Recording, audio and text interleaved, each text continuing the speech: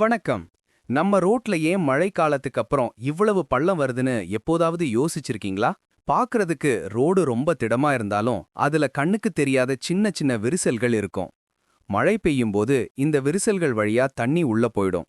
அதுக்கு மேல lorry, bus மாதிரி கனரக வாகனங்கள் போகும்போது உள்ள போன தண்ணிக்கு வெளியே வர வழி இருக்காது.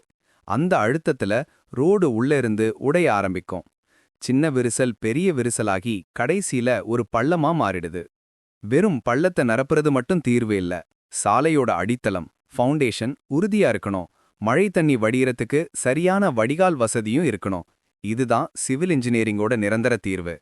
அதனால அடுத்த முறை நீங்க ஒரு பள்ளத்தை பார்க்கும்போது அதுக்கு காரணம் வெறும் மழை மட்டும் இல்ல, அந்த சாலையோட வடிவமைப்பு தான்னு புரிஞ்சுக்கோங்க. இந்த விஷயம் உங்களுக்கு பிடிச்சிருந்தா இந்த வீடியோவை லைக் பண்ணுங்க. இன்னும் பல தகவல்களுக்கு எங்களை ஃபாலோ பண்ணுங்க. மறக்காம சப்ஸ்கிரைப் பண்ணுங்க. நன்றி.